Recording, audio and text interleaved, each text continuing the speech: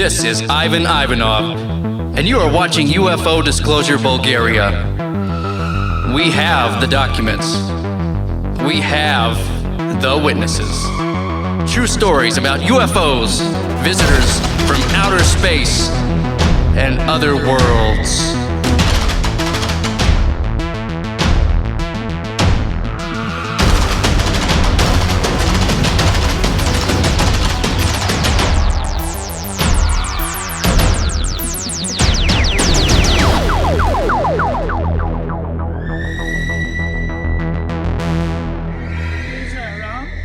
Salt Lake City, and please share with us first of all how that idea or interest came to you about UFO interest, looking for answers. Wow, that's going back a ways. When I was in the military, I was reading a book about UFOs, and I had left the book sitting on my desk. I was a unit clerk, and I basically was responsible for taking care of my company's. What you want me to look up? My company's. No, like, louder. Oh, louder. Okay. My company's medical pay administrative records. So. A soldier came in and saw the book sitting on my desk, and he said, "You know, I've had some experiences on this subject," and so we got to talking, and I discovered that he and his wife had some very unusual experiences, and he shared those with me intermittently every time we'd have a National Guard weekend, where all the soldiers come together for one weekend out of the month to do their training. That got me interested, and I had done several interviews with people and found that most people I had talked to had or either knew someone who had some sort of experience with a UFO sighting.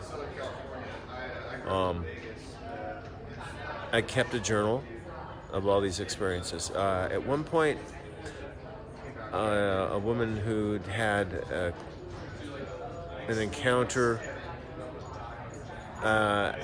multiple encounters, but the one she had as I walked into the backyard one morning as she was sitting and smoking her cigarette and drinking her coffee in her bathrobe, waking up in the morning, and during the conversation she pulled her robe back slightly and showed me a circular scoop that had been taken out of her leg, and it was scabbing over. It was very deep, and that's when the hair stood up on the back of my neck, and I decided that I was going to back away from investigating. But I did pick it back up when I heard I was investigating different abduction experiences, reading different abduction books. And I had this question, like, what is really going on here? Because I had some people saying, well, it's the deep, dark security state that's doing these abductions. And other people were saying, no, this is about something more ethereal, or it's a combination of both. So when I stumbled on Dr. Greer, the things that he was saying made sense to me and brought all the pieces of the puzzle together, more or less. You want me to stop? So can you continue from the moment you stop? Sure. If you remember it. Okay. So I started following the things that Dr. Greer was talking about. Even went so far as to go down to the premiere of the movie Sirius in Los Angeles. Before that, I actually engaged in the CE5 protocol for meditation and making contact. Mm-hmm. So as I went through all of that, material on the CE5 application, I was up until probably 1 or 2 in the morning, and I turned the phone off, went to bed. Well, I was awoken by a shrill sound. I thought the fire alarm in the house had gone off, and it wasn't that. And so as I'm groping around in the dark, I went over to the computer to see if it was that. It was not the computer. And then I got up and walked into the living room and discovered it was my iPhone making this shrill noise, and it was continuous. It wasn't stopping, even though I had turned the phone off. So I turned the phone back on. I went back into the application, the CE5 application, and discovered that the magnetometer was pegged all the way to the right. Mm-hmm. And this shrill is still going on. And so I finally turned the magnetometer off, and the shrill stopped. Something told me it was a very clear impression, unmistakable, that I needed to get outside. And so frankly, I sleep naked sometimes, so I'm running out the door, grabbing a pair of sweatpants as I go, and I get out to the backyard, and as I roll back onto the driveway to slip my sweatpants on, I look up at the southeastern sky, and I see a bright object moving slowly from southeast to northwest. And something told me that, watch this, it will brighten. And as I watched, it became 100 times brighter than when I originally saw it moving. Very bright. And it just was so bright that... Let me make that more clear. First of all, when you see it outside, it was like a starlight. Yeah. And then became more brighter. It became bright as though like a moon, the size of the moon, the full moon? It wasn't the size of the moon, but it would be, I would say, maybe a quarter of the size of the moon. Okay. That's how bright it became. That still is huge. Yes, it was unmistakably. And then it dimmed, and something said, now continue to watch, it will dim, it will brighten again. And it did, and then it dimmed, and as it continued to move from southeast to northwest, and I said, can you dim again? Or can you brighten again? You say that in your mind? In my mind, I said, can you brighten again? And it did. It brightened again, and then it went back to the original star brightness, and then disappeared. It just winked out. It just, Mm-hmm. Now... How do you feel after that? It... Stunned. Just like, wow, did this really happen? Logically, in my mind, I thought, if this was a satellite, you would not have been able to have seen it on the horizon. It would have been visible as it reached more toward the zenith, and then it would disappear as it reached the horizon. But this was on the horizon and brightened as it moved toward the zenith, and then winked out. And this was at 1 or 2 in the morning also, so this thing had to have been pretty close or extremely far out for it to be a reflection of sunlight. So then, as I was talking on the phone with a friend a few days later, and lying on my back after a hard day's work of landscaping, I'm looking up into the sky, and I see this orange orb brighten, and it just popped into view, and it arced across the sky about 20 degrees, and then disappeared. Did your friend saw this? He did not see it. He was on the phone with me, and okay. I remember speaking to him as I was watching this thing, saying, well, what is that? And he responded, he says, what is what?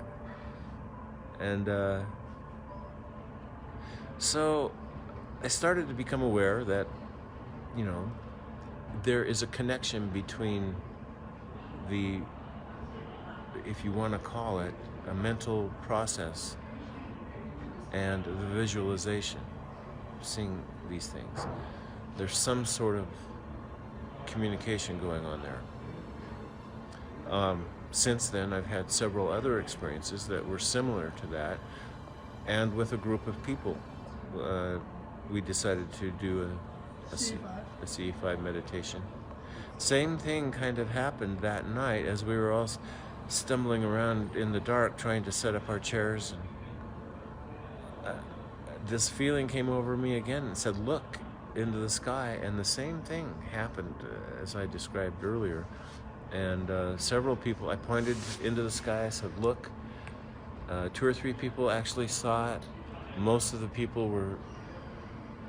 So you knew it before that happening? Yes. In fact, I had a distinct feeling that we needed to all get outside because we were in the cabin standing around, you know, just deciding how and what we were going to do. Mm-hmm. And I suddenly said, we need to get outside. And so everyone moved outside, and that's when we saw a similar phenomena. Yeah. Do you have anything extraordinary like experience?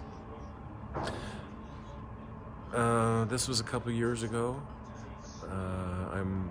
So that is before to see this light in the sky? No, this is after. After? Yeah. I was in the gym. I was working out, and I remember specifically I was working my legs because I had just had knee replacement surgery. And out of nowhere, I looked out the window and the sun had just risen over the mountains. And I was in a different place, a different life for a few moments. And I had the distinct feeling that I had things there that I had not yet accomplished, that I had left some things undone.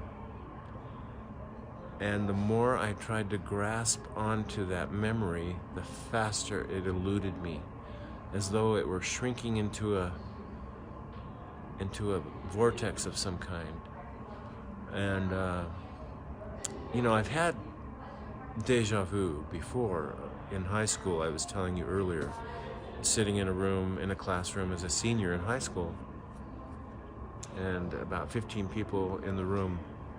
And we were having a group discussion, and without warning, I knew exactly what this person was going to say. He was my best friend, and I know who was going to speak and respond to him. In fact, I worded the words with them as they spoke, and it only lasted like maybe 6-7 seconds, and it was over. And I sat there looking at everyone going, am I the only one that saw this? Am I the only one that experienced this? And, you know, and that's interesting too, because there was another time when I was training in the Army in Colorado. I think it was Colorado Springs. We had just come out of the mess hall, and we were standing there looking up into the sky, and this green orb, whatever you want to call it, came streaking across the sky and hovered right above us, and then it seemed to wiggle and then disappeared. And I looked at the soldier standing next to me and I said, "Did you see that?"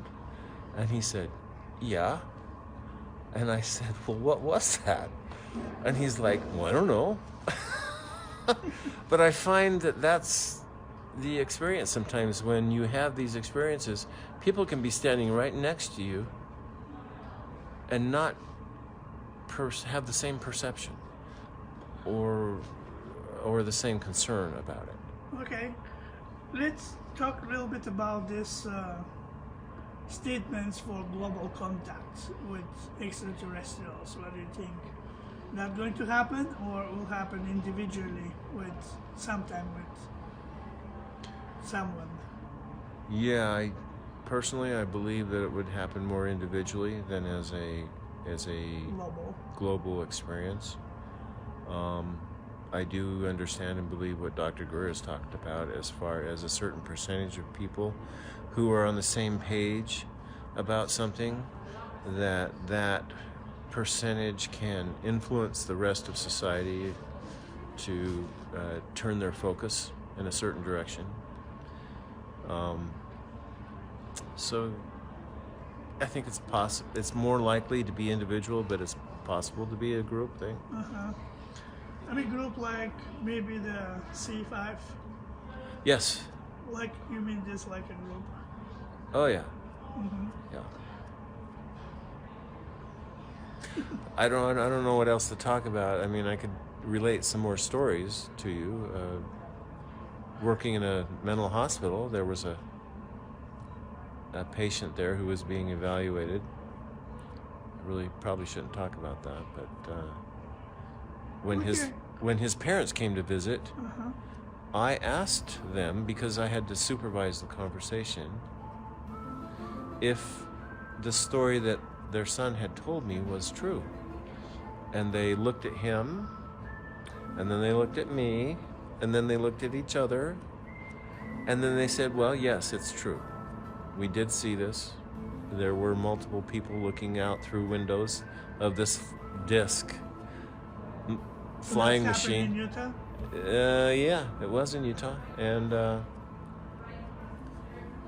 they knew as a family that this is a reality. They didn't really talk about it, but that was during the period when I was interviewing all kinds of people about. In fact, I remember living with a woman in her basement. Her husband had been a jet pilot in the Air Force, and I asked her if she and or her husband had seen any of these flying objects, and his response to her was, my dear, if you knew what I knew, you would not be able to sleep at night.